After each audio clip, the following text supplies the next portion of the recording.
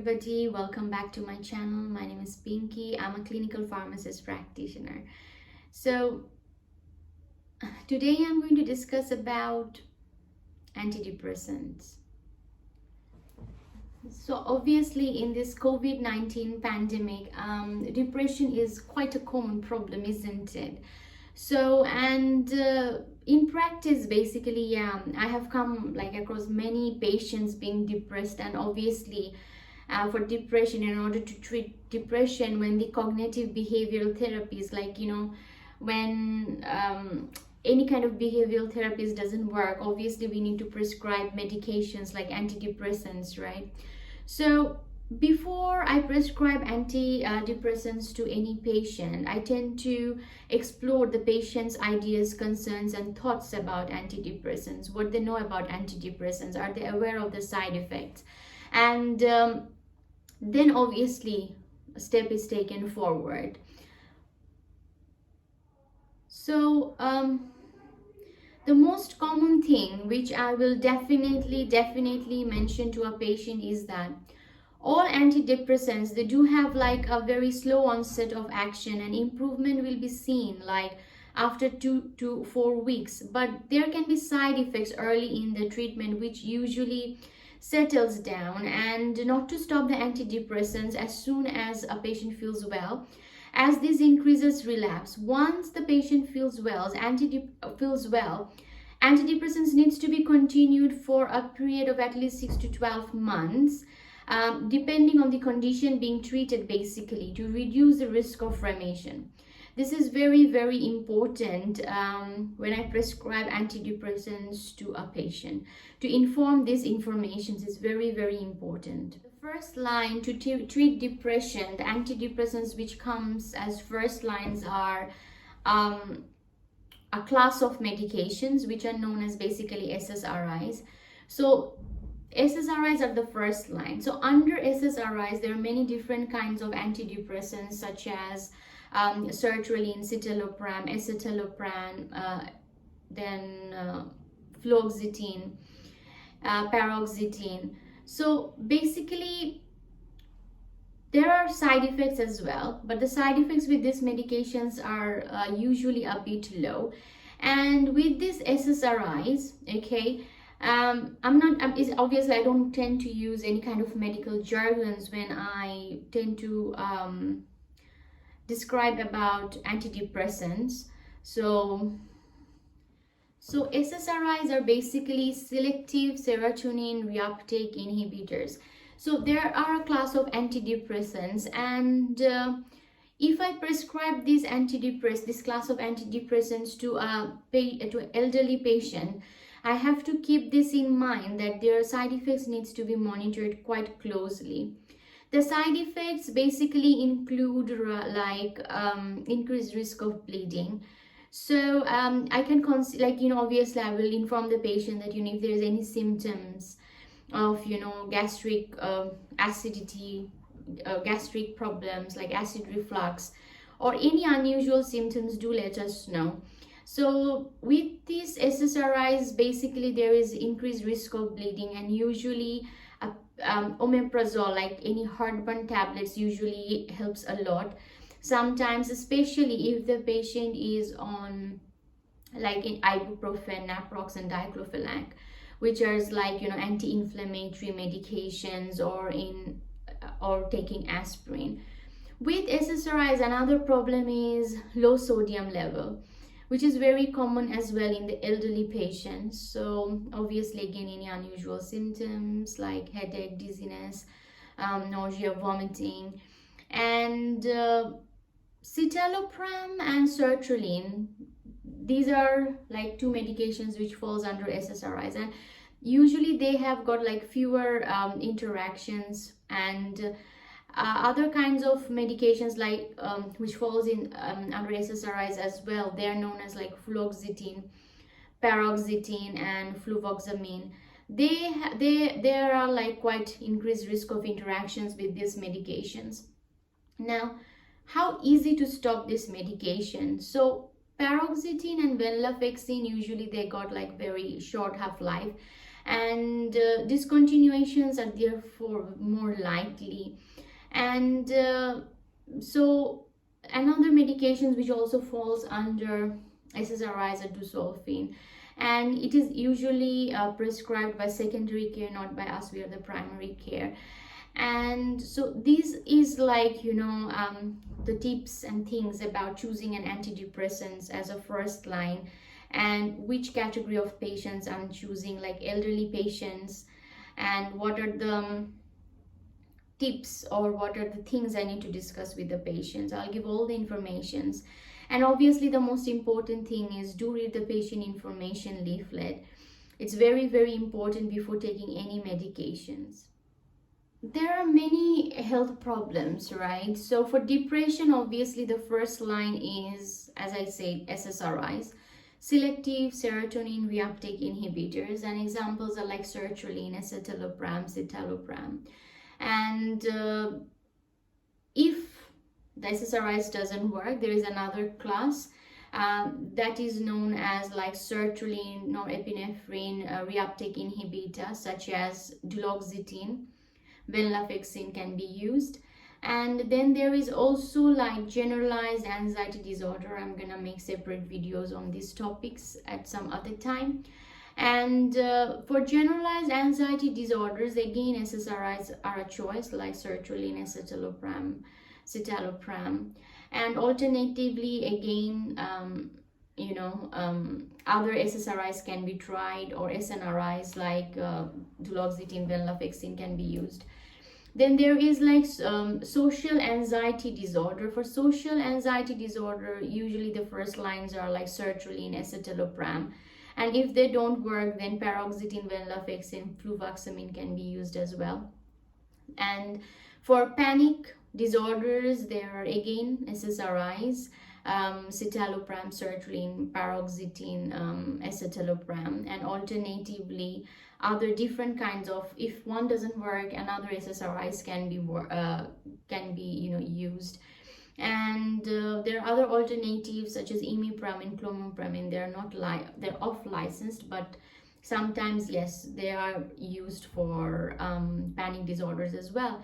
And how often, like when do I review my patients? That's another thing as well. Let me tell you what is the reviewing like the length, the period of time after which I need to review the patients for each and every condition. So how often do we review our patients? So for depression, I will usually review after 2 weeks, then 2 to 4 weekly over first 3 months. If it is generalized anxiety disorder or social anxiety, then 2 to 4 weekly over first 3 months. If it's a panic disorder, then I'll review the patient like after 2 weeks, 4 weeks, 6 weeks, then after 12 weeks, and every 2 to 3 months thereafter. And if the patient is less than 30 years old, then I'll review the patient like within 1 to 2 weeks of starting treatment, because of the risk of basically suicidal tendency. So patients less than 30 years needs to be reviewed very frequently. It's very important. So there will be like side effects with this treatment initially when the treatment will be started, and it's usually very mild and it settles down. However, the side effects are like, nausea, and when the patient is hungry, the side effects can be, pretty much can get worse and distressing, and it can be relieved by a little bit of snack, and a temporary slight increase in anxiety levels. If the patient continue, if the patient willing to continue, then obviously support needs to be given. And if intolerable side effects, and antidepressants needs to be stopped or swapped to another antidepressant. So what do we do if the side effect is very significant, and if there is increased agitation? So obviously we have to assess the side effects, we have to assess the anxiety level, and sometimes in this kind of patients we can offer like short-term diazepam, okay, It's to calm the patient down, and we cannot use diazepam, like it's a kind of benzodiazepine. We cannot use this in patients who are suffering from chronic anxiety because of the risk of addiction. Now, if there is like no improvement or with the depressive symptoms, so what do we do? So there will be improvements. We can say, yeah, there are improvements when like there will be improvements that the patient can come and tell that, yes, I do feel there is a little patches of good feelings, and but there is a low mood. The baseline is like there is like low mood, but I do have like patches of good feelings as well. Now this is improvements, but however, if there is no improvements at all, what do? We do offer support to the patient, and obviously we do review the patient and look at the ongoing mood. And if there is no improvement, obviously the first thing is we are going to check the compliance of medication, whether the patient is taking the medication religiously every day or not.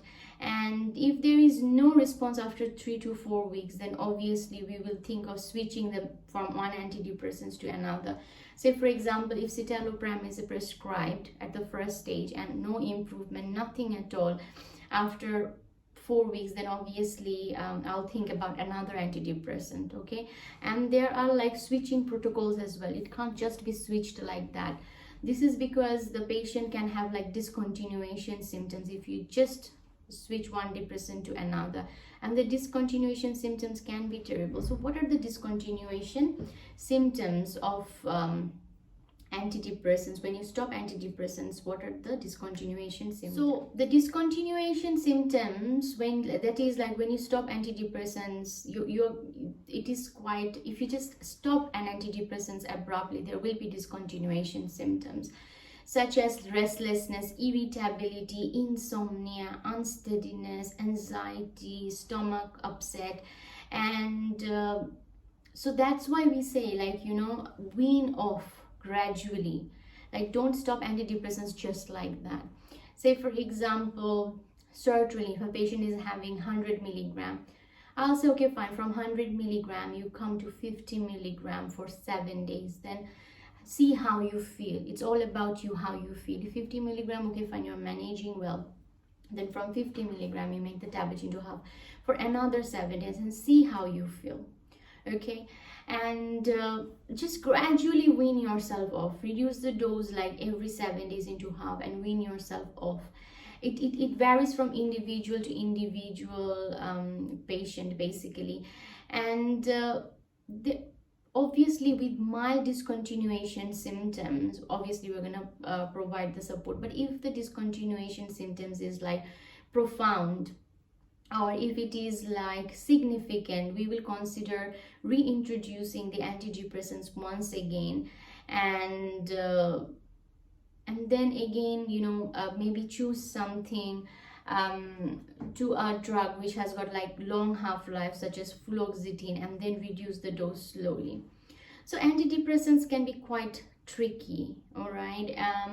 Medications, they do help, but they do come with loads of side effects. So it's very, very important to read the patient information leaflet, understand what is an antidepressant, understand about what can happen when the tablet is going to be started, what are the discontinuation symptoms, what are the side effects, when I'm going to see the benefit. If somebody takes antidepressants for 1 week and comes and tell me I'm not having any benefit. So the patient, when you initiate the medication, like start antidepressants, it's very important to understand that no benefit is going to be seen unless and until it's 2 to 4 weeks. The effect kicks in basically after 4 weeks for antidepressants. So basically in this video, obviously I have discussed about like how to initiate antidepressants. So it's very important to have a shared decision making of the benefits of antidepressants what is the time scale of benefits, what is the duration of treatment, what are the side effects. And in elderly patients, obviously it's very important to discuss with them about the side effects. And yeah, so pretty much that. If you have any questions, put in the comment section below. Thanks for watching. To like, share and subscribe if possible. Thank you. That will motivate me more to bring more videos. And I'm also going to make a video on how to switch antidepressants from one form to another. Thanks for watching. Bye for now.